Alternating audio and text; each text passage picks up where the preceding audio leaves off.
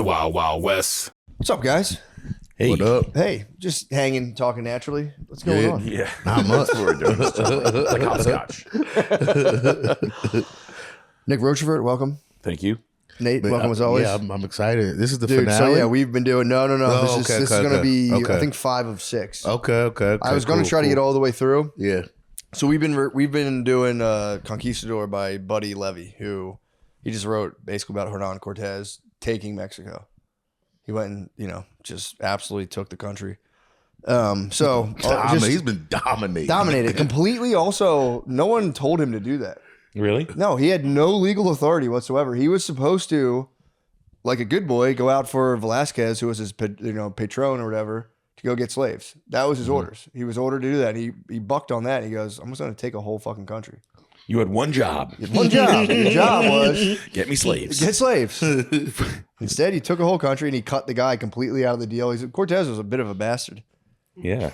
Bit of a bastard. Yeah, this guy gave him like 7 or 8 ships and like 400 guys and the cavalry and all that stuff. It's like, yo, go, scout some shit out. Let me know. Come back. And Cortez was just like, peace. I told you never to fuck me, too. So, yeah. So here's what we started off. We ended on chapter 9, and I'll kind of bring you up to speed. That's basically what happened. Cortez just was commissioned ships to go find slaves and do some recon on some like potential colonies.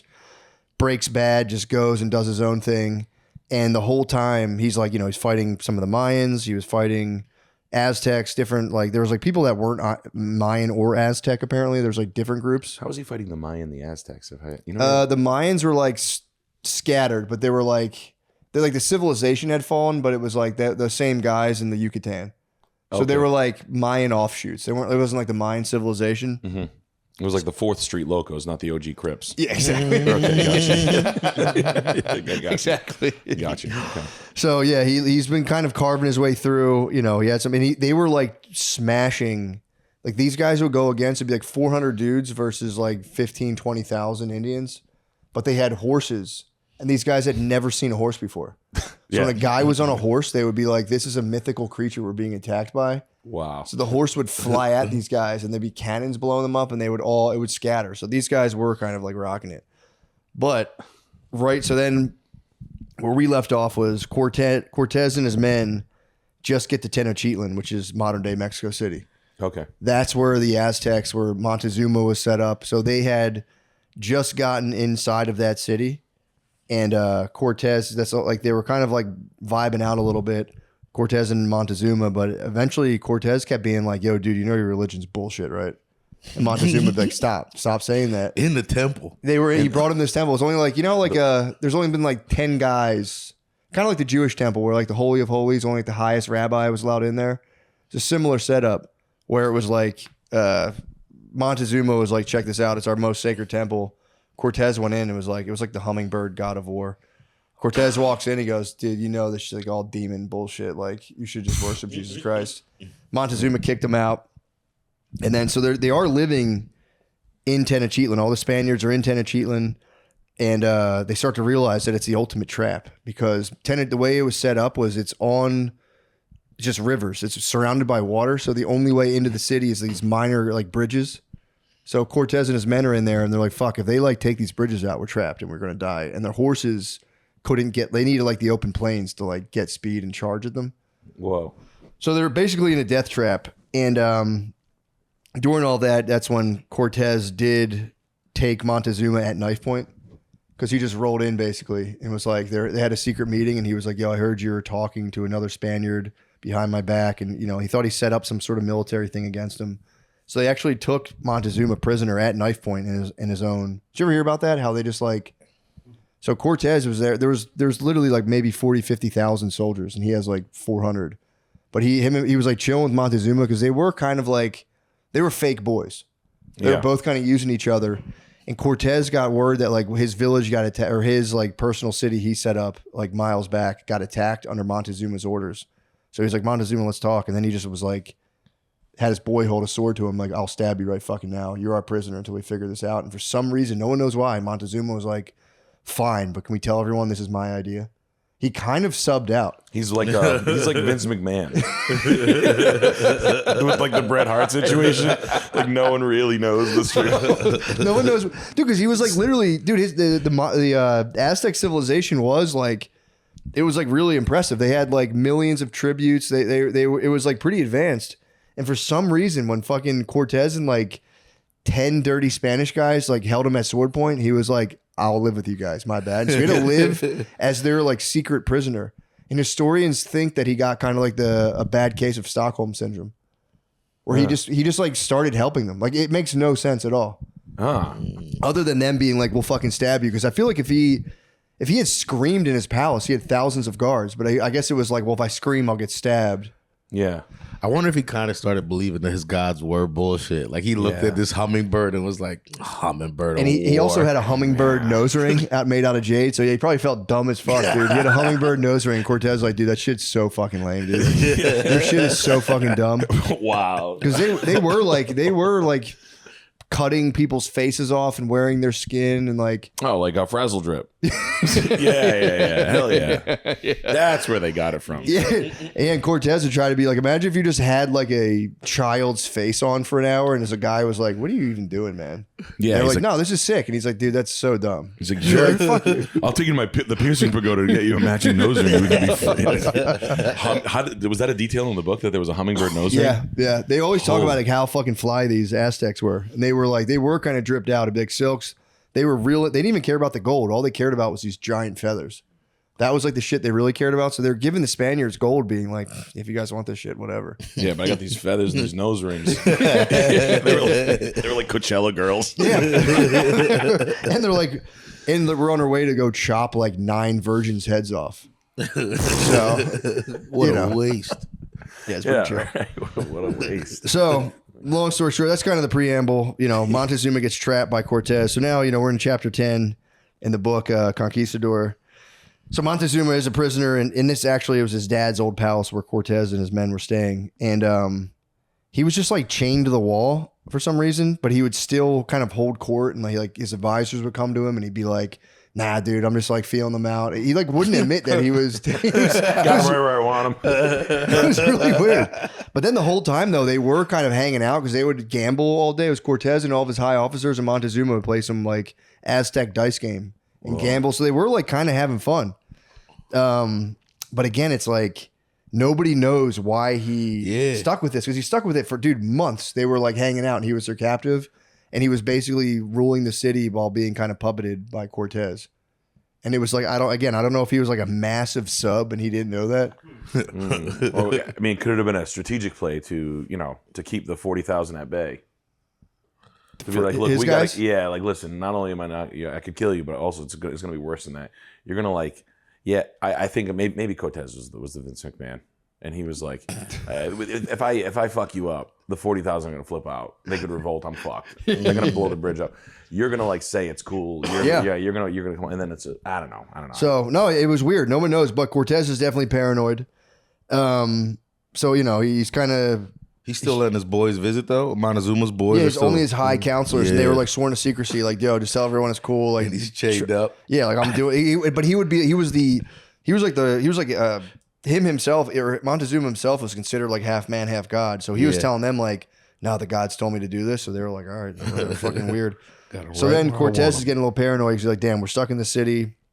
Ever since I've razzed him about his temple, he's been kind of acting weird to me. So Cortez orders a bunch of ships be built. He has like the Aztec guys build them a bunch of warships to put on Lake Texcoco, which is like Lake Mexico. I don't know what it's called, but so he builds like 3 giant ships, and then he starts taking Montezuma on, like, he would call them pleasure cruises. And they were just kissing the whole time. I think they might have smashed, honestly. Yeah. It's like, yo, your nose ring's fire. Come here, dude. I'm by. The first swingers cruise. Yeah. So the population's just watching Montezuma just like basically like on a party boat. But Cortez was doing military recon, like seeing what was up. They're using the boats to like, he was like, Montezuma, tell me where all your gold mines are. So like, all these people were watching, like, they're like, dude, Montezuma's just giving away the whole fucking thing. So this guy, Cacama, that was his name. He was the Lord of Texcoco, which is like a little area outside of Tenochtitlan. He was like, yo, let's kill these fucking Spaniards. He tries to get an uprising going to free Montezuma. Montezuma snitches, tells Cortez like, "Yo, dude, they're gonna try to kill you," and so I think he just fucking killed the guy. Damn. Maybe he was whack. Huh? Maybe Kakachita was kind of whack. Kakama might have been whack. He's just like whack. They're like, yeah, dude, that guy's a fucking herb. Dude. I hate him. He runs his mouth a lot. Like, I don't really like that guy. He's gonna try to kill you. I liked him.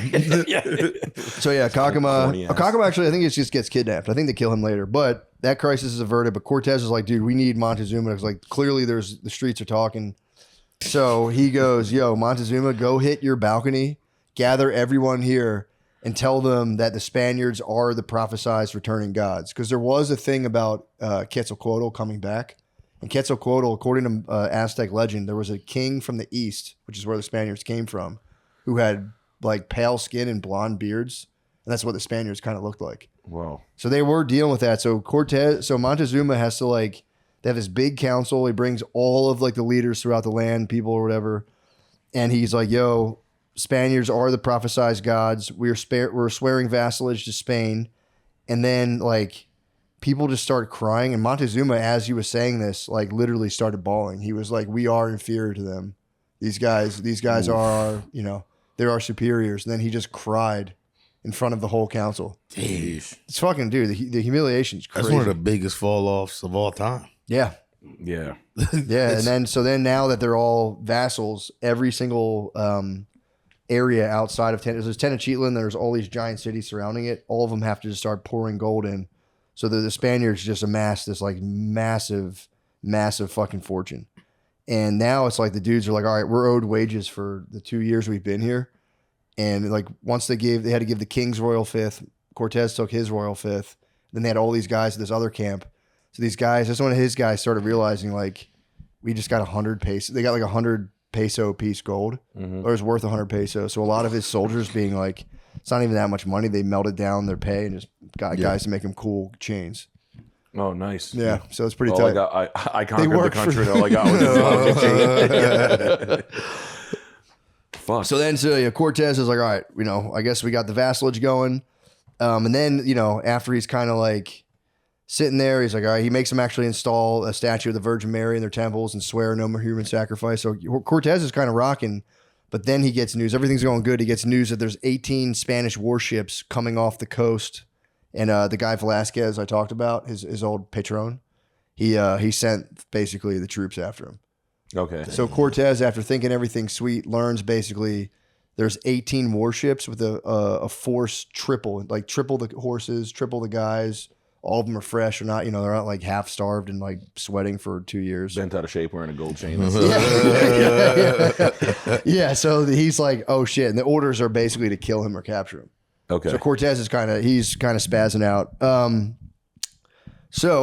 And the reason the way Velasquez, his sponsor, even heard about all the gold is Cortez, worrying about like the legality of what he was doing, shipped a huge shipment of gold to Spain. He got a couple of his boys. He's like, take this to the king immediately. Don't stop anywhere.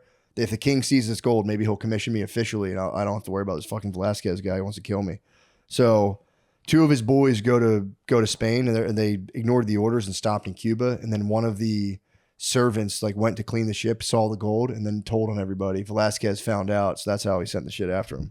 Wow. His boys fucked up. Like the guys cleaning the mats in Bloodsport that found the gold coin. The what? The guy cleaning the mats in Bloodsport. Remember when he finds the gold coin? Like fuck. It was similar to that. These guys are cruising around the across the Atlantic Ocean quickly like that. They're like, go. I think back then it was just like months. It was like, it was like hit it. Yeah, it's just 6 miles an hour, 7,000 miles. Go to Spain with the gold, then come back quickly. Fucking crazy. All right. Yeah, it just sounds. Don't stop. Yeah, I'm gonna stop over in Cuba, grab some fucking drinks, and then we're just gonna bop over. Okay, so they go over and then they got caught. What the hell? Did they give me the bullshit version of the notes? They fucking did, those bastards. Sorry about that, guys. I'm going to go to my old notes. They gave me very summarized. I was wondering, like, why is this shit so goddamn dry? They gave me the bullshit version. Hold on, Gardini. Oh, yeah, that was the one thing that made me laugh, too. So, like, when Cortez, just jumping back, when Cortez decided to be like, you guys got to do the Virgin Mary in here, he went up to the most sacred temple and started hacking at, like, idols with a sword. Just didn't break anything. He just started smacking them, and everyone was like, fuck is this guy's problem? It was cringy. Yeah, it was cringe. not It was good. cringe a little. Yo, chill. It's All right. whack.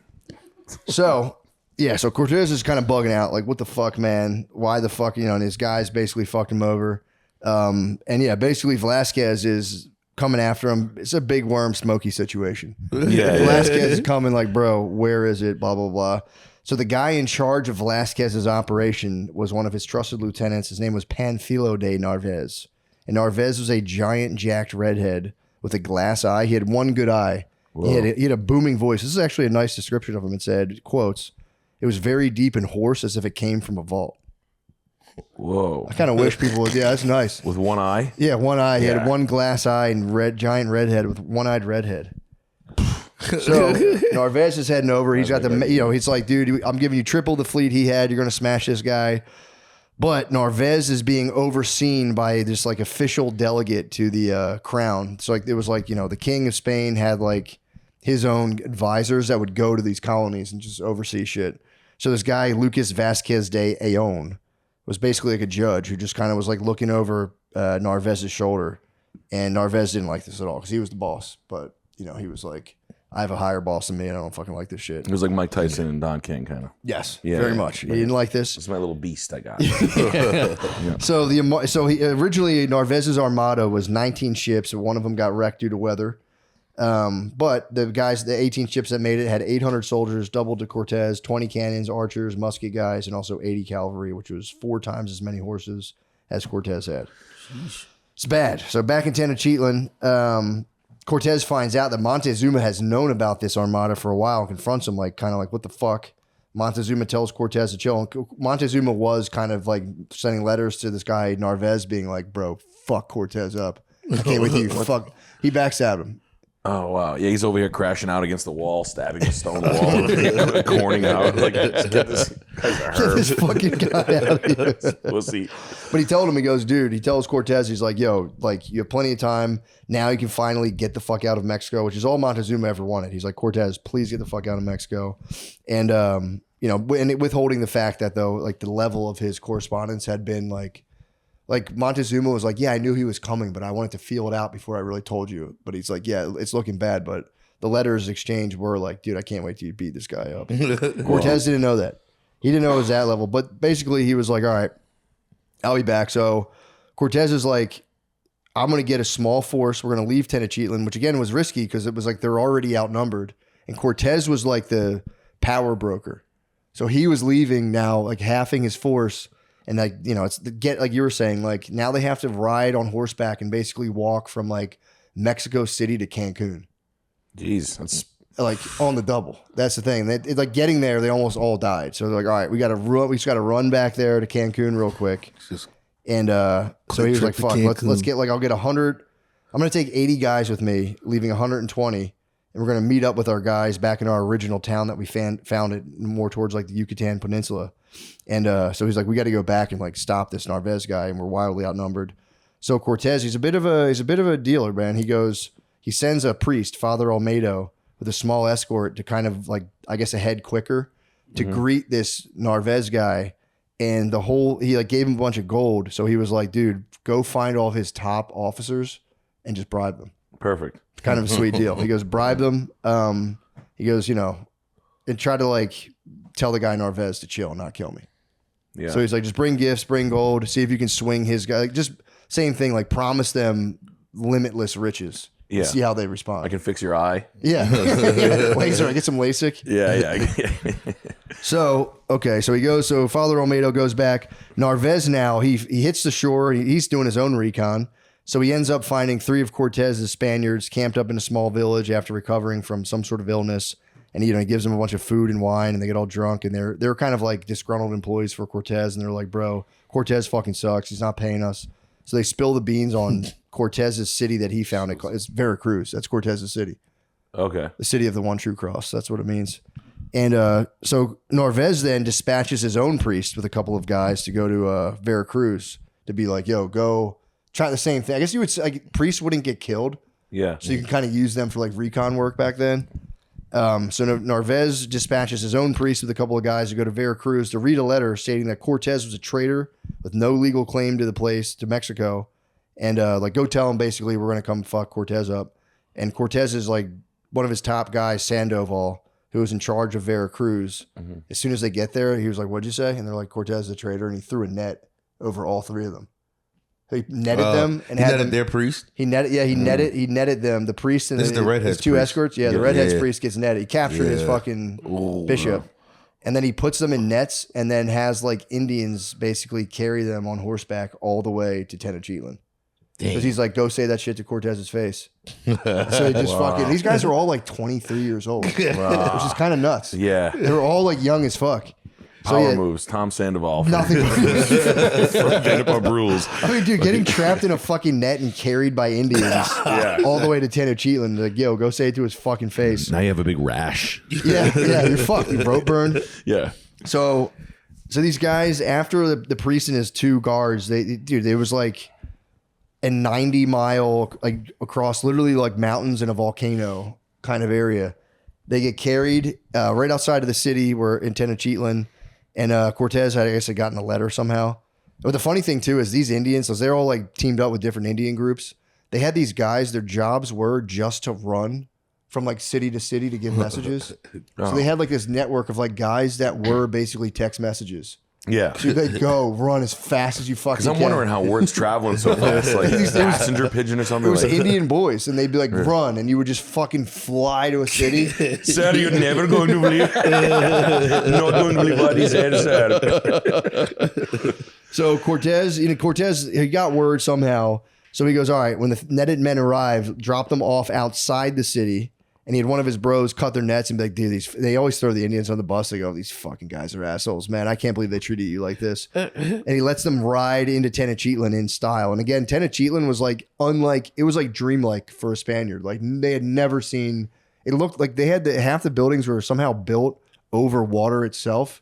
So it looked like the city was floating. It was crazy. Was it like the advanced, like all the stonework was like hyper, like stonework. They had entire fields of crops that were floating on basically in lakes too. That was a big thing. It looked like fucking insane to them. So they're just like, what the fuck? So they get to ride in style into Tenochtitlan. It's all according to Cortez's plans, just like they could glimpse the grandeur of the place. And Cortez then plies them with bribes, be like, yo, if you think this is sick, he kept telling everyone like, we're all going to get rich off. It's kind of like a pyramid scheme. It's like, we're all going to get rich off this. So then he gives the priest, and he gives him some extra gold. And he was like, after getting him basically on his side, bribed, he was like, take this back and give this to like any high ranking guys and let them know, like, if they want to make money to like work for me, fucking Narvaez or whatever his name is. Right, guy's got one eye. Yeah, he's a fucking loser. And he was like, he knew that guy Lucas Vasquez, the king's like royal advisor, was there. He goes, find that guy especially and like pay him out big time, because he knew that guy had power over Narvaez. So it fucking works. So like now it's funny too, because like back then too, you'd just be working for a guy and like another guy in the jungle gives you gold and now that's your boss. So now like they're just working for Cortez. They have a totally new boss. So they're like, okay, we're working for Cortez now. So they go back. They get back to Narvaez's camp after like a couple weeks or whatever. And they're like, what was up with that? And they're like, yeah, we talked to Cortez. We got, we got netted by Indians. They're thinking like it's kind of like unrelated. And they're like, Cortez was actually like really fucking cool. So this is pissing Narvaez off because they're kind of gassing Cortez up. Be like, yo, he's actually kind of the man. Yeah. Narvaez is furious. He was like, fuck this. And he just has like a bunch of Cortez's prisoners also bound in ropes. Oh no, you know what he did? He actually talked to Lucas, that guy Lucas was the king's advisor. So many fucking names. Lucas was that king's advisor guy. The gold had gotten to him. So all these guys are hyping up Cortez, and even Lucas is like, I don't know, man. Cortez does seem like a good fucking guy. Definitely don't kill him. That would be like the king doesn't want you to kill him. And Narvaez gets so mad that he orders this guy Lucas, who's above him, to be bound in ropes, puts him on a ship, and just sends his ass back to Cuba. He's like, fuck you. Sends him back. It's a fucking wild move. What's Cuba? It's just like the fucking layover for Cuba. They called it Hispaniola, I guess. So Cuba was like, or no, I think Hispaniola was like Dominican Republic and whatever. I don't know, but that Cuba was a Spanish colony there. Gotcha. So that's like a bunch of those dudes are posted up in Cuba, Dominican Republic, all those areas. Sick. So he just sends them back to the island. Like, get the fuck out of here, man. We don't need you over here. So And Also, that's the king's number 2 guy, or like it's like higher up. it's a high. It's a guy like from the kingdom of Spain, not Yeah. just some dude kicking around in Cuba. But Lucas, being as high as he is, he's on a boat now, tied up. So he just starts screaming like, "I will have every single person on this boat hung, including the captain, if you don't untie me." And they're like, "Sorry." So then they untie him, but then Lucas gets back to Cuba and starts sending the king letters, being like, "Cortez is a man. Cortez is a man. Fuck Narvaez." Blah blah blah. So it kind of worked like beautifully. So Narvaez, he's in this village now called Sempola. That's where Cortez. That was like Cortez's original kind of Indian allies. It was this huge Indian village, and everyone was mad at the Aztecs because like their form of taxation was like they would just take your daughters because they're gonna basically rip their hearts out on an altar. So they would come. Their tax collectors would come every like 2 months and just be like, "Yeah, give us your daughters." If you didn't have enough daughters, they would just snatch your wife. How many fucking was it 9? He had 9 daughters, more daughters. Yeah, they'd be like, "We need 9 daughters and like a virgin boy." Lots of hearts. Yeah. And you'd have to, but at the same time, they were cutting people's heads off, and like, we don't have any guys to cut heads off. You're taking all our guys. It was kind of it kind of sucked. Jesus. And it got to the point too where like sometimes these guys have to give up their wives. You'd have a wife, and they'd be like, "You have to take your wife and cut her head off," and you'd be like, "Bro." Imagine fighting with her the Give day me before 6 they months. come. But No. you'd be like, "Dude, I know. You never do anything." It's like, man, She's over there, Don't forget. dude. yeah. She's right over there, dude. Her name's Sarah. Watch out, you're gonna fucking kill yourself on the way there. So Narvaez rolls up to Sempola or Campola, whatever it's called, and there's a guy who ruled Campola. He's called the Fat Chief, which he was just a giant fat guy, a giant fat Mexican who he had attendants hold his belly up for him when he walked, which is kind of sick. Wow, like Big Pun. Yeah, and he literally.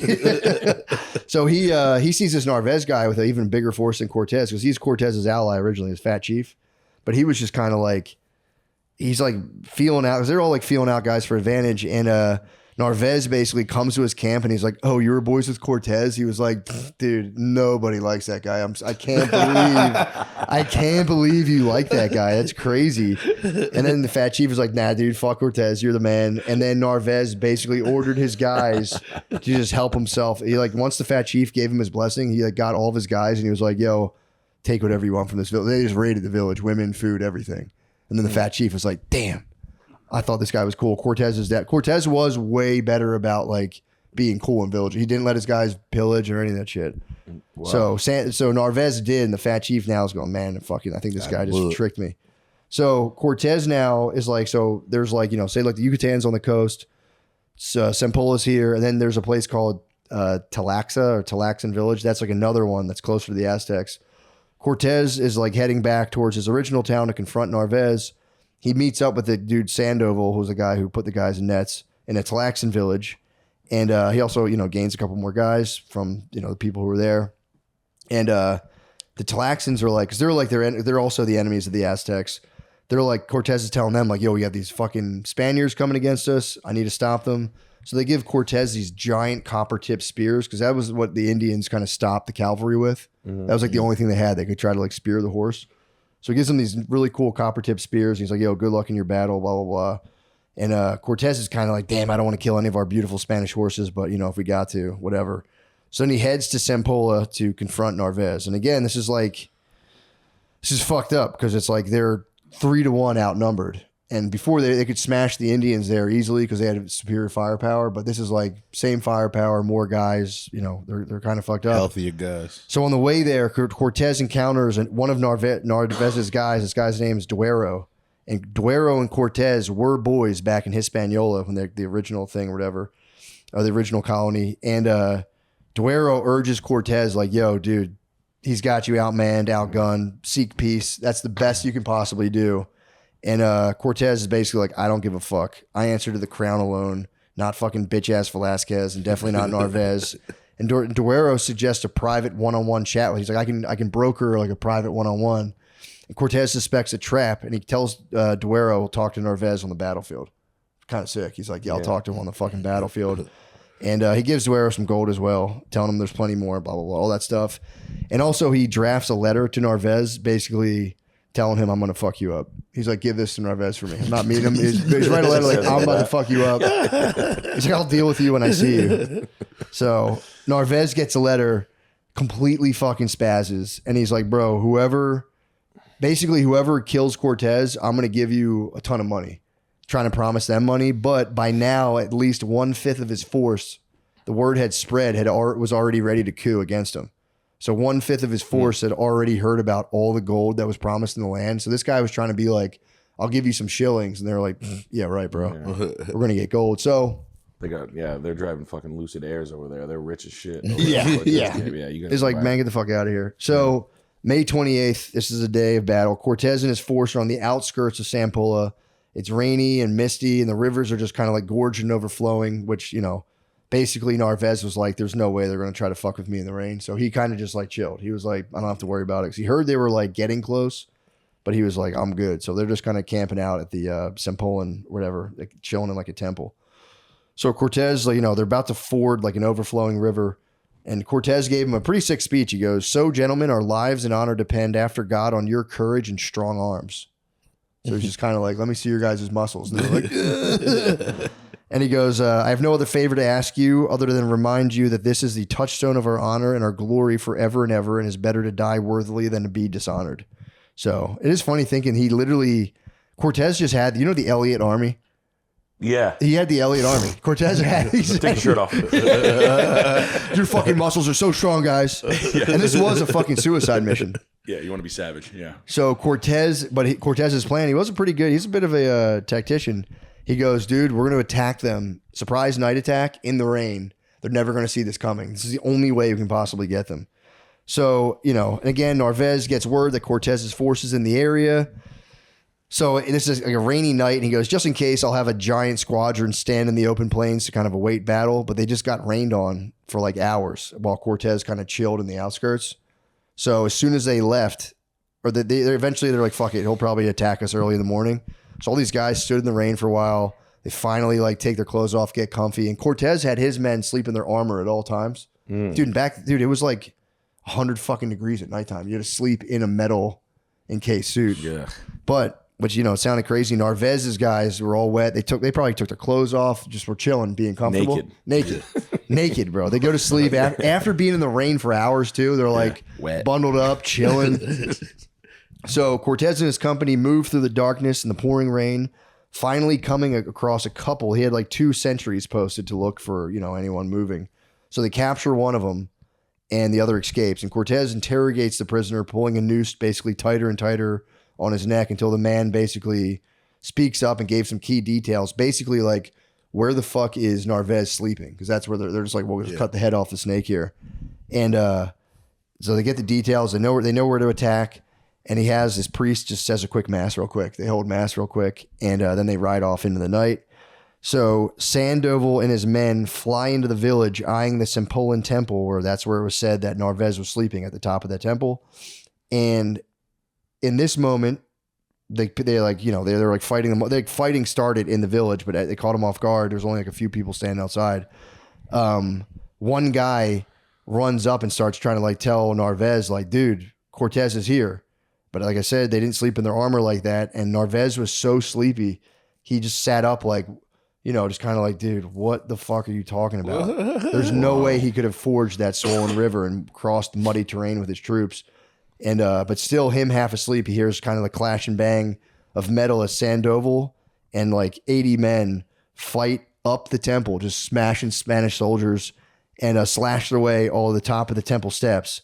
And Narvaez at this point finally is on his feet, unarmored, waving his broadsword just completely in the dark as the battle came to him. And one of Sandoval's men took one of those copper-tipped spears and pierced his one good eye. Whoa. Blinded him. Which is kind of nuts. Yeah, that's crazy. He got defeated instantly. He stood up, stabbed in the fucking eye, and he just laid in the temple screaming, Holy Mary, protect me. They have killed me and destroyed my eye. Wow. So Sandoval, sensing victory, I think Cortez was probably riding the rear, Paul's obviously, but Sandoval, he tells them like, he's like, these soldiers are, half of them are already like, we want to work for Cortez anyway. Yeah. So he's like, yo, surrender. He's telling like Narvaez's top guys, like, surrender now. We're going to set this whole temple on fire. And, or he told Narvaez, like, surrender. Narvaez was too fucked up about his eye and he didn't answer. So they lit the temple on fire. and everyone escaped. And Narvaez came out last from the fire, belly down with blistered feet, and then they dragged him away and clamped him up in irons, which he would remain prisoner for 3 years. Blind. They chain his ass up. So Big beast. Yeah, he came instantly- there talking shit. instantly, the rest of Narvaez's forces, His first fight, like round one, minute And he one. was like swinging in the dark. he was a blind prisoner, and now he's just hot for 3 years, chained in fucking Mexico. Kind of the first swing he took though. Like he talked a lot of shit. You know, they sent him there. He's like, "Nah, get the fuck out of here. I'm gonna fuck that dude up." Oh my eye! Like immediately. Yo, what a pussy. At that point, he's like a pet. He's just chained. He's like a guinea pig. Yeah. He's just chained to a fucking like ship pit, probably. Just hot as fuck. Getting like one meal a day. Shaun of the Dead zombie. Yeah, dude. The rest of Narvaez's forces, again, already a lot of them being bribed. If he'd have known all the dubs that Cortez was getting, he would have not came over there with that energy. I know, they had no idea. They're like, dude, he's a fucking asshole. So then his men, which again were triple the size of Cortez's, roll over immediately. And 15 of Narvaez's guys died. The rest of them just instantly joined Cortez.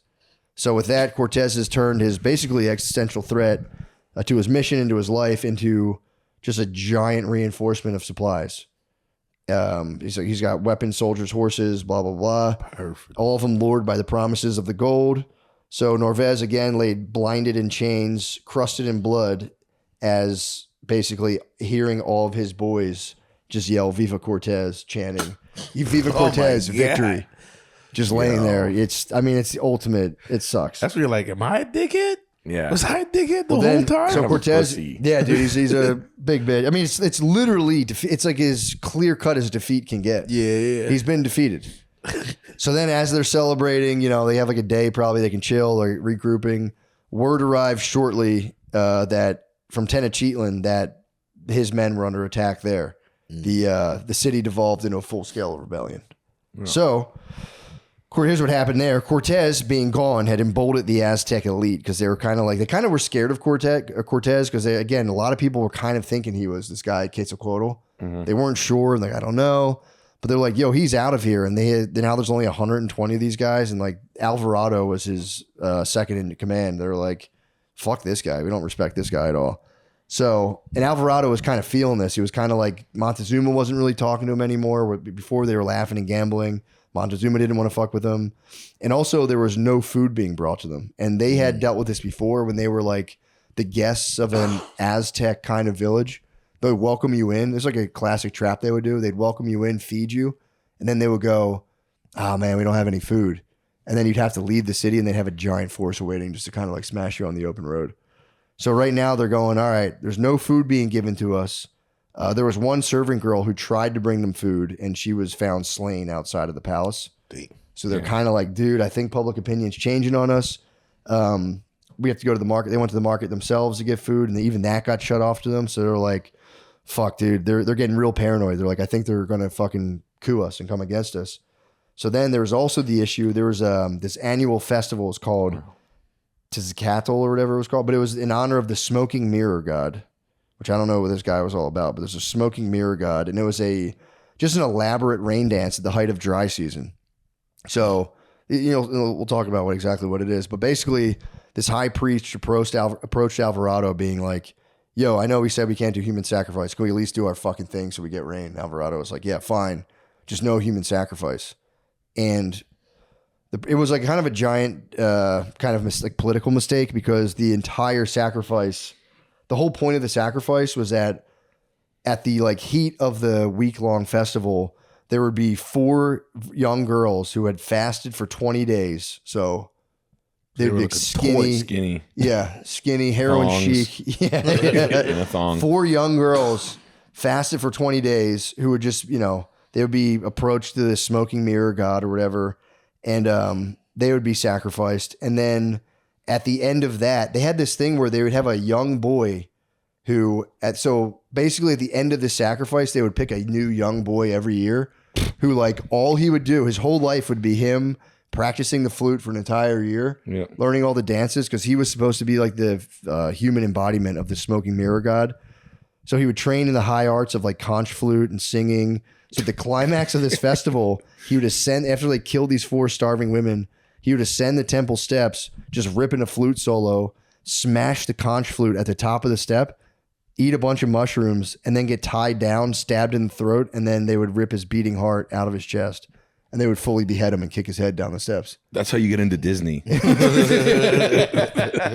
everyone would just go, it's going to rain. They would think like, yes, now we definitely get rain now. Really? Yeah. So that was the whole festival. And Alvarado was kind of pissing them off because he was like, no human sacrifice. And it's like, if we don't cut this boy's head off. And his heart. Yeah, we It's picked never our gonna finest gay boy to have sing He and was dance. playing the conch solo, and then he did his like, Yes. yeah, go Mickey, Minnie. So yes, it was a Magic Kingdom. yeah. So Alvarado's, he's just bugging out. He's out inspecting the town, and he's taken aside by a few Tlaxcan warriors who were basically like, they were allies of Cortez, but like extreme enemies of the Aztecs. And they allowed their Tlaxcan warriors into town under kind of guard of the Spaniards, but they didn't really like those guys either. But the Tlaxcan warriors are going, yo, dude, like I've been hearing shit that they're going to kill us at the end of this festival. They're going to sacrifice all of us. Whoa. And yeah, Alvarado's like, oh, fuck. So then he's walking around town. He finds 3 starving guys bound to a pole. And they would either like fatten guys up or starve them before they sacrificed them. So they were like, yo, you guys are probably sacrifice victims. He unties them, then takes them to his quarters for questioning. They don't respond. So he tortures them. Still nothing. So then he throws one of them off the roof. He takes him to the roof, throws one of them, and he grabs the other guy and he goes, what the fuck? Tell me what's going on right now. I'm going to fucking throw you off the roof. And they go, well, Montezuma's brothers have been like planning a coup against you. And they said they're going to basically kill and sacrifice all the Spaniards at the end of this festival. So Alvarado's like, fuck, dude, this is not good. Where the fuck's Montezuma's brothers been this whole time? They're just under Montezuma's order still. But he's still chained to the wall, right? I think a lot of Montezuma's whole family does end up chained to the wall. Because Okay. he like any servant that like saw it, they would just chain any like high ranking guy who would like come in and they would chain them. They had eventually like 30 high ranking Aztec officials by the end of this chained with Montezuma. Okay. So dudes would just go in there and knock them out. And they would They'd like see the nose ring and they'd be like, oh shit. Anyway, I was just passing through. Like, "Go get your ass over here." It's like a cartoon. They look at him. Oh, new here. Yep. Yeah. So yeah, it was like the Aladdin jail. It was just like. So the festival starts. 3 days into the festival, nothing bad happens, and Alvarado's like, dude, fuck, man, we got to strike preemptively. They're gonna fucking kill us at the end of this. We got to show them what's up. So on the 4th day of this festival, Alvarado assembles a small force, spreads them out along the city in strategic positions. Because on the 4th day of this festival, they did this thing called the Serpent Dance, where they had like all the high-ranking military officials, all the nobility would gather in this plaza called the Patio of Dances, where they would like all line up in this formation where they made the shape of a snake together, and they would all dance. And this was like literally like the military elite, the ruling elite from like all over would all come to do this. And Alvarado was like, I'm going to have my guys. There was only 2 exits to this little patio. Yeah. So he had those ready to be blocked off and sealed. And then he had musketeers on the roof, just snipers on the roof, basically. And once the place got filled, there was 500 dancers, all these people, literally like the power elite of Aztec society, basically, trapped in this thing. There's like 500 dancers and about a few thousand observers. And they all start doing this crazy dance, like forming the serpent with each other and like fully going fucking nuts. There's drumming, flutes are blasting, and everyone's completely tranced out. And even like Alvarado and his guys were watching it and they were impressed, but kind of like, it's fucking weird, man. They like didn't like it at all. So he blocks all the exits and just basically is like, let them die, and has the musketeers fire upon the crowd. And then his soldiers rush in. The lead dancers, like they would just cut people's stomachs open. Yeah. So they cut the drummer's hands off, and they just start basically like fire at will. So they kill like all of the fucking a huge 500 contingent of the people. power That's elite, and there's crazy. thousands of observers. So they all started trying to run. There was guys trying to keep the drums going because they're like, dude, if we don't drum, it's not going to rain. We're all going to die. So they would just. It sounds like a real music festival. Like, if you really killed everybody at like a Coachella, it'd be like one tripping out like fucking guy on Molly. Like, we have to keep dancing together to get the evil spirits away. Holy fuck. It's completely brutal, dude. So then the Aztecs try to run, but they're trapped in this thing. So they start trampling each other to death. And dude, it was just like, it was literally like guys laying there, their stomachs hanging out, blood completely covering the patio. And this was like thousands of like the highest ranking Aztec soldiers, nobility. And like 80 guys did that to him. Yeah. I mean, it was also the muskets started firing. And then the guys, and they didn't have steel. Yeah. So they had obsidian swords. And a steel would just fucking smash those things. Like a steel, the Spanish broadsword, just it was really tough to fight hand in hand. They resorted to throwing rocks and sticks, and you know, it was ultimately useless. And so they just massacre like fucking 3,500 people.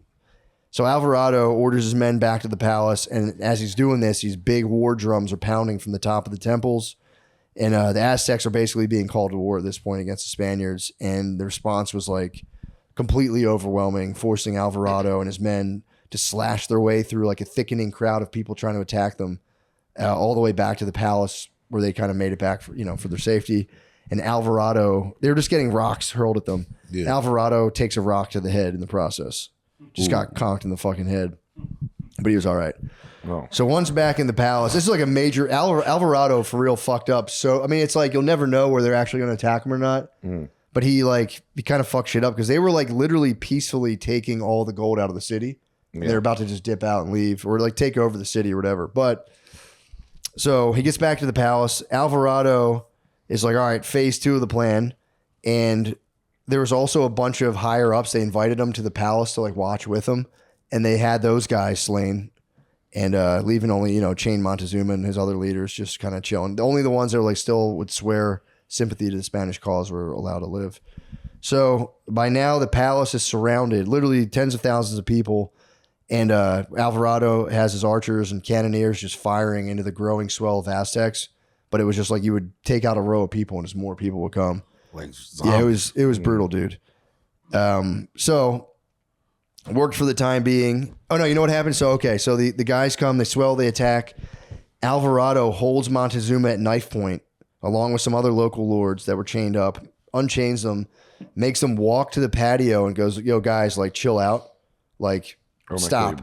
Go home, grieve your dead. It's like, it's totally useless. And they worked for the time being. The crowd slowly went home because they went to mourn and they had to cremate their dead. And the Spaniards were like, all right, we're safe for now, but we can't step out of the temple because they'll kill us. So they were trapped in the palace, surrounded. And they were watching the bridges all being dismantled around them, and they had no food or drink. So the Aztecs were like, fuck it, we'll just make these guys starve to death now.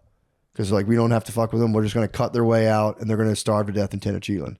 Sean, you look like you have a question? No. I feel like we covered this on the last one, though.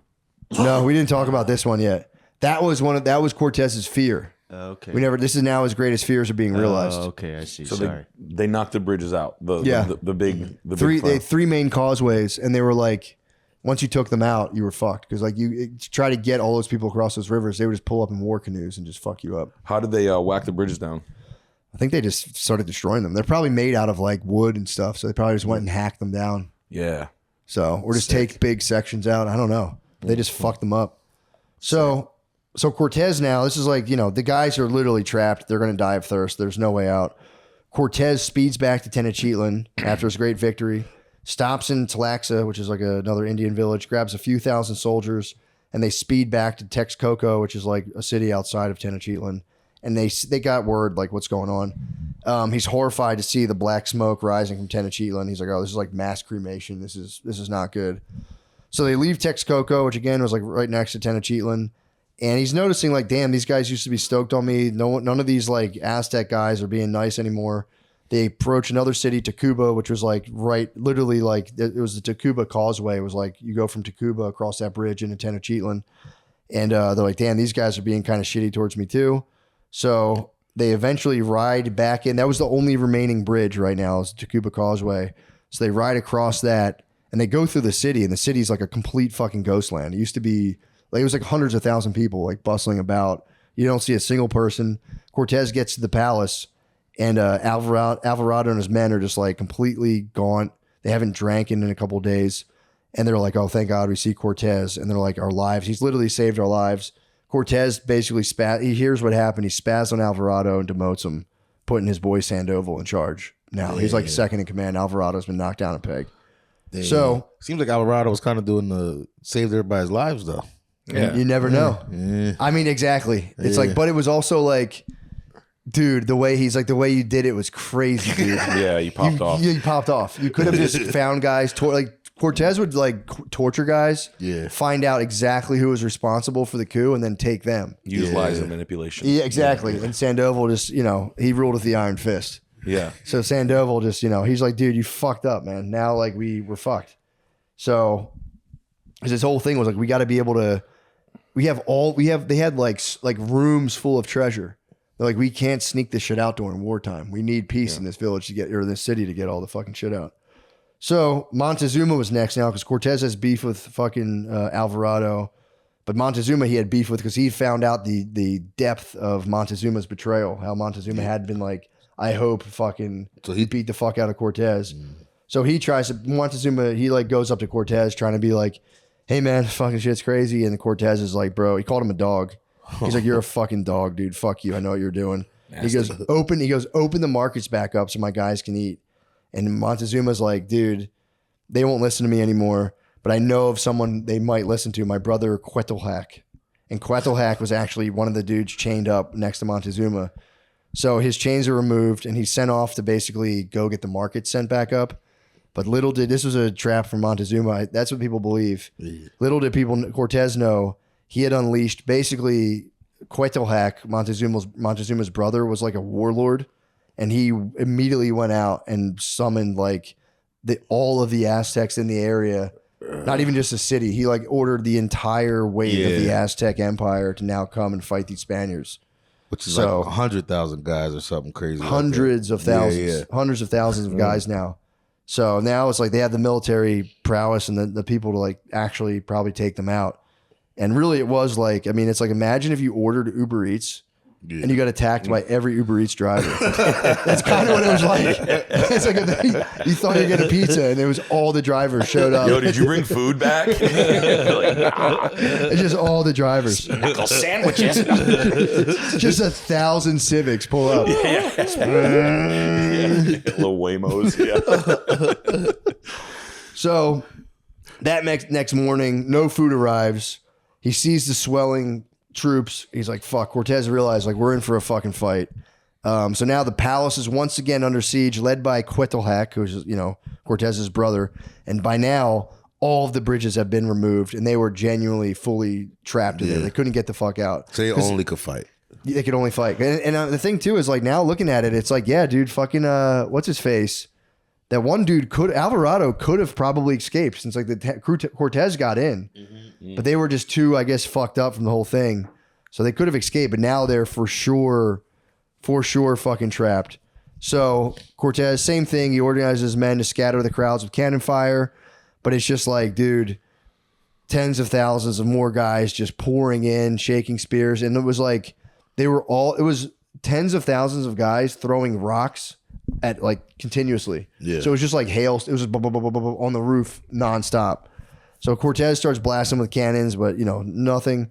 So Cortez sends his boy Ordaz. I think that was the guy who he made climb up a volcano and try to look inside of it. Yeah. For no reason. On the way there, they saw a volcano. And wasn't he kind of pissed at him or something? Yeah, he was pissed because he tried to plan a rebellion against him. Cortez was like, yo, Ordaz. Ordaz did try to betray him before. Yeah. At one point, he sent him to the top of a volcano and was like, go look into the top of that thing. Go see what's inside it. And tell us if it's dangerous. So he tells Ordaz, and he's like, yo, take 100 soldiers, go out in the street and see if you can push them back. No dice. All Ordaz and all of his 100 guys get cracked in the head with rocks. 6 Spaniards die on the spot. Ordaz is forced to retreat. Cortez actually also joined this. He got hit with rocks, and his left hand at this point got crushed by a war club. So Cortez is kind of fucked up. So they regroup inside, and many of them are bruised and bleeding. And Cortez is like, all right, another firepower assault from the roof. Hundreds of Aztecs fall. But again, the ranks are instantly replaced by other soldiers who just shot flaming arrows into the palace, igniting some of the beams, which in the palace just started lighting on fire. They stamped them out, whatever. So the fight went on like this for a week, which did dude, this is like, and this is my Dan Carlin voice. I really want you to imagine this. Just like being trapped. You're starving alone sucked. You're being pelted by rocks. Just the roof, the windows, all the shit's getting broken nonstop. I don't even know if they had windows like that, but Yeah. you're getting smashed by rocks. Dudes are like Woodstock 99 levels of people. Yeah. Just fucking day and night throwing sticks and stones just through onto the thing. Also, this is they always would send wizards too. That was a big yeah. The wizards would never work. The wizards started to work here because by then these guys hadn't eaten for days. They're not drinking, and these wizards and sorcerers would come to the forefront and fucking like hit with sticks and like and hit them with spells. So now these guys are so hungry and sleep deprived that they actually started to hallucinate. So they thought the spells were working on them. So they were like seeing headless. This was in like the Spanish like journals. They were like, these guys were like starving and sleep deprived, and they start hearing or seeing headless men. Yeah. So they're like, fuck, they're sending like zombies at us. Rob Zombie. Woodstock 99. He was literally getting attacked by Woodstock 99. So Cortez, with his crushed hand, he would still during this week launch little forays out into the city every day. He would like beat them back a little bit with their swords, hit with rocks, and they would run back.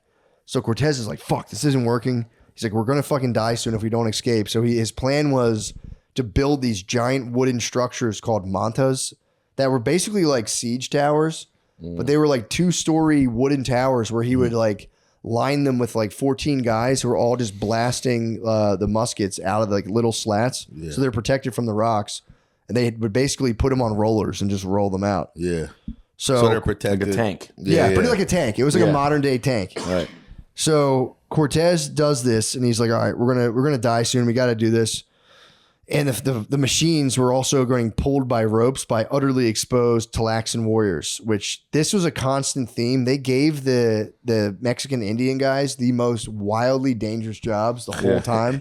And it was purely little brother energy. Yeah. Because the way he would do it, he'd be like, yo, you guys are really the bravest motherfuckers around here. No one's stronger than you, Timmy. Dude. And they would just go out totally exposed. Just pull the rope to pull the tank. Hold on one second. Sean, pause. I'm getting a double call, which we're rocking, bro. We're finishing this tale. All right, so we'll cut back in. All right, so yeah, so basically my whole point was they have these giant tall mantas with just like guys firing muskets out of them, pulled by the Talaxan warriors, who again were just, you'll see in this, man, they got the worst jobs. Like it was just pulling totally exposed in rocks. All the Spanish guys got to be behind like thick wood and all that stuff. So they build these things, they go to escape from the tall wooden towers on rollers, and at first it's working. The Aztecs are like, what the fuck? They're seeing all this smoke and fire coming out of these towers. And they're like, fuck, they're working. The Aztecs are backing up. But then the towers get stuck. They're trying to pull them. The Aztecs were like, oh, fucking, we thought these things were monsters. They're not. So then they drop boulders from the top of roofs and smash these things. So the guys inside them get like super fucked up. And they have to they run back. Whoever survives runs back into the palace. So then Cortez, this is a debated thing, by the way, in the history of this whole thing. Cortez, running out of options, commands Montezuma to go outside to tell all of them to chill. And Montezuma's like, dude, they have a new commander. They're not going to listen to me. And Cortez has his soldiers strong arm Montezuma to go stand outside to deliver the message, basically like, yo, stop the attack. And so they hold shields, like they do like a force field of shields, and they bring Montezuma out, and then they're just getting pelted with rocks, and they just remove the rocks and remove the shields, like, Montezuma, go. Montezuma, according to the Spanish sources, just gets devastated by rocks. Oh, and they bring him back in where he dies. He doesn't get one word out. Doesn't get a word out. Bring him out. He tries to talk. Smashed with rocks. Dies. Oh, he died. Oh, he died. He dies. All that. After all that, he just gets pelted by rocks and dies. By his own people. Aztec sources claim that did happen, but they claim there's two sources. There's two different stories. They claim, or three really. Spaniard's story is that we brought him out to try to get him to broker peace. They threw rocks at him. We tried to save him, but he died. The Aztecs say, yeah, that happened, but then they brought Montezuma in. He actually was recovering, but they stabbed him to death. And then there was people trying to say there was a thing called garroting, which they were like bind your neck and then like crush it. They said they did that. I don't know. Yeah. But they're saying most likely it was either the Spaniards stabbed him to death afterwards or Montezuma just died from his wounds. So Montezuma dies. A couple days later after that, they try to broker peace. Montezuma dies from either getting stabbed to death or getting crushed by rocks. That sucks. So you lose a big bargaining chip. I know. Yeah. Montezuma was like, I'm worthless now. They don't care about me. But they figured like, this is our last hope. So after Montezuma died, Get hit Cortez. in the face with a rock and be like, I told you they They don't even give a fuck about me. I fucking hate you guys. See? Dude, so now Montezuma dies. As soon as Montezuma dies, Cortez is like, all right, well, fuck this. They had 30 Aztec officials chained up with Montezuma. He just goes, kill these guys. Like, we need all of our soldiers. We can't waste shit on these guys. Fuck them. They're dead. So they just slay 30 fucking Aztec nobles that were chained up. So now the Spaniards are still stuck in the palace. It's been like, a week or so. They're fucking starving, dying of thirst. And Cortez is really kicking himself for letting Quetzalcoatl free. Instead, he could have he could have went and got the food and fucked himself, but he's like, fuck. So now I got they crowned this guy emperor. He's rallying more and more troops. So Cortez, he's just like, fuck, what are we going to do? So Cortez has another plan now. The Aztecs were using one of the nearby temples. The temples were like 100 feet in the air. And they'd watch like the people basically monitor their military movements. So Cortez is like, yo, we're going to build some more of these mantas, these large wooden towers, and we're going to fill them with like 50 soldiers. And he also went himself. He strapped a shield to his arm with a bad hand, held his sword in the other. And they're like, we're going to just like blast our way through to this temple, get to the top, and kill one of their like military advisors, and it'll somehow sway it in our favor to do that. Yeah. So they did it. They get all the way there. They get to the top, and they just like throw priests off the roof. Sick. And they throw priests off the roof. Saw their statue of the Virgin Mary that they had put there was gone from the temple, and they go, motherfuckers. So they smashed. They smashed. They're real fired up. They smashed the Aztec statues, throw them down the steps, lit the thing on fire, and then headed back their way to fight their way back into the palace. And then it was a victory, but about a dozen Spanish soldiers died, and probably hundreds of the Tlaxcalan warriors died. And they were just all getting like hit by it really was Donkey Kong. They had to go up on the way up the steps. They're getting smashed by like rocks, and barrels and shit. It was like rocks and branches. So they got fucked up. They lost 12 guys, but at the end, Cortez, it did raise morale. They're like, dude, we did this. We're gonna figure this out. That night, Cortez gets approached by one of his soldiers, a guy named Botello, who happened to also be an astrologer. And Botello claimed that he'd been having visions and talking to spirits who told him that if they didn't get out of the city that night, they'd die tomorrow for sure. Yeah, that's some Leo energy right there. Yeah. He's like, we need to be Pisces right now. Yeah. We need to get the fuck out of here. So Cortez is like, yeah, dude, I don't know. The fact you've been having visions and you know anything about stars, I believe you. So he's like, we're going to flee the city at midnight. The only issue was the treasure. They had 8 tons of gold, silver, and gems. And how to escape with such a haul during peacetime was almost impossible. Basically, the booty was too damn big. Yeah. Couldn't handle all that booty getting out of there. Couldn't handle that, bro. There's too much booty. Too much booty in the pants, bro. So Cortez has his royal fifth. He has a king's royal fifth packaged and set aside. He has his royal fifth packaged and done likewise. And then he goes to all of his soldiers. He goes, guys, don't be fucking greedy. He takes like 400 pounds of gold out, and he goes, guys, don't let this gold weigh you down. Take the littlest bit. Just take some gems and put them on your person. We're gonna probably have to fucking run. Yeah, it's like the Goonies. Fill up your little sack and bag. Just a little sack. Yeah. He's like, you don't want to weigh yourself down. We don't know what we're going to encounter here or outside of here. And the guys who had been with Cortez from the beginning actually they knew what they might face. So they're like, they just pocketed some gems. The new guys, the Narvaez, whatever his name is, conscripts, they'd never seen such a booty. So they go fully hog wild. And it's like the stuff out of a myth. They stuff themselves to the gills with gold, dude. They gorged on the booty. Gourd, bro. Some would call it booty worship. But, dude, so the seasoned vets didn't do this. The Narvaez guys are fucking like tin mans full of gold. So, with a firm grip on the booty, at least... So whatever they could take, Cortez orders his carpenters to cut some beams out of this palace. The plan was to carry these giant beams to the edge of one of the rivers since bridges have been destroyed, lay them down, and then just kind of like put them into place somehow, giving them a temporary wooden bridge strong enough to ride the horses over. So Cortez gets everyone all fired up. He goes, all right, I'll be first, obviously. Me and he had a mistress named Malinche. That was like his mistress slash Wow. interpreter. He goes, me, the priests, and my babe are going to cross first. And then, they had like all the things. Then he put his guy, the rest of the people will go. And then his guy, Alvarado, the guy who fucked everything up, he had to be in the very back with the Talaxan. And obviously the Talaxans crossed last. He was like, yo, we need you guys to fight off any guys. So like, you guys go last. So, it's all, everything's going to plan. They move through the dark. They got their beams. It's a rainy night. It's midnight, July 5th, 1520. They get to the river's edge to just like drop the beams and put them across. They actually get the bridge into place, and they just one Aztec lady who happened to be out. She screams. She just basically screams like, get over here, Mexicans, kill these guys. So like instantly conch shells blare, war drums beat, and it's like, fuck, dude, we got to like their guard was fucking blown. So the beams are laid. People start spaz running across. They had like fire drill protocols, like we'll go, then you go. Everyone starts trying to run. As this happens, a bunch of Aztec war canoes just roll up in the same river, kind of clogging the works up. So like as you were trying to run across, there was just a stream of darts and rocks and arrows and shit flying at you. So it just turned into a bloodbath for the Spaniards. Scary. Horses are falling in the river. People are falling in. There was even Aztec soldiers that were running up and just jumping in the river to get some to try to fight people in the water.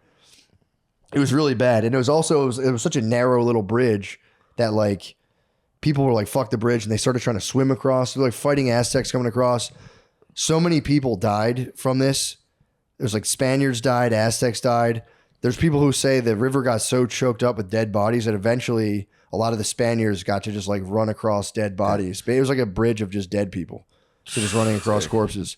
So many of the men in the rear, this is Alvarado's place, they got swarmed from behind in a massive swell of land troops.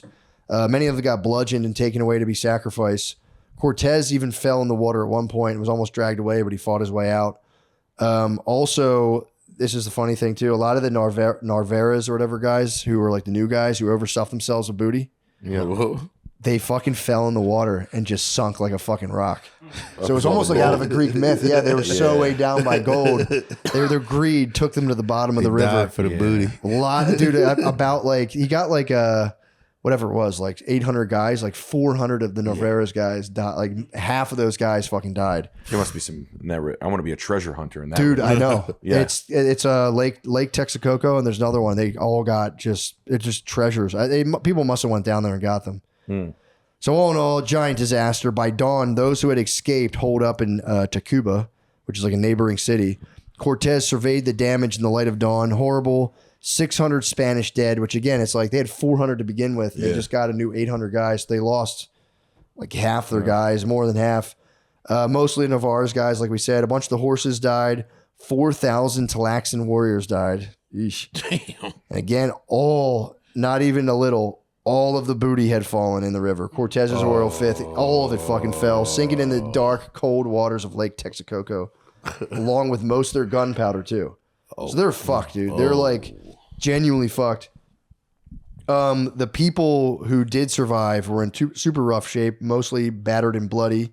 But again, all was not lost. Cortez, after he cried against a tree for a while, springs back into action, delighted to see that Malinche, his babe, was still alive, along with like his main bros, the captains, 12 remaining horses, all injured, but everyone's fucked up.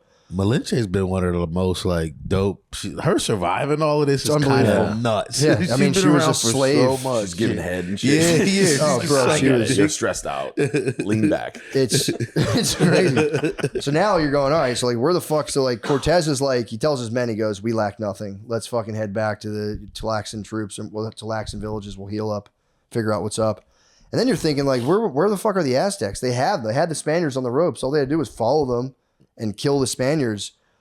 But there was a tradition in Aztec kind of like this war culture that after a victorious battle, what you would first do is sacrifice people. That was like, they could have went and literally ended, they could have saved Mexico. Yeah. Could have completely altered history. It was like time machine to kill Hitler situation. Yeah. And they were like, yo, let's go fucking eat these guys' thigh meat. They fucked up so bad. They could have, they had them. They were literally 2 miles away. Come be weird with me instead.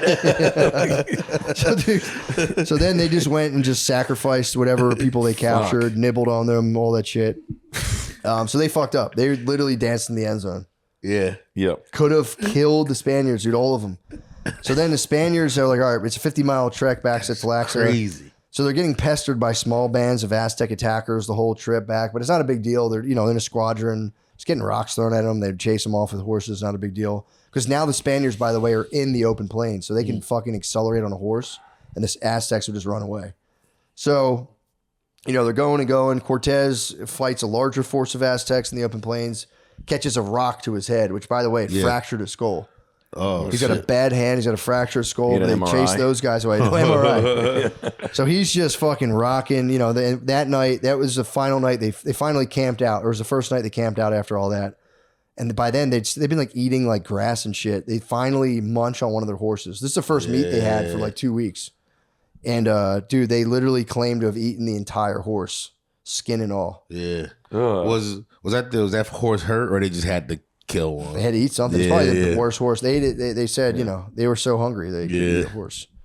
So another week was spent crawling across the Mexican countryside, fighting skirmishes on and off, when finally they come across the Valley of Otumba, and scouts report an enormous Aztec army lying in wait.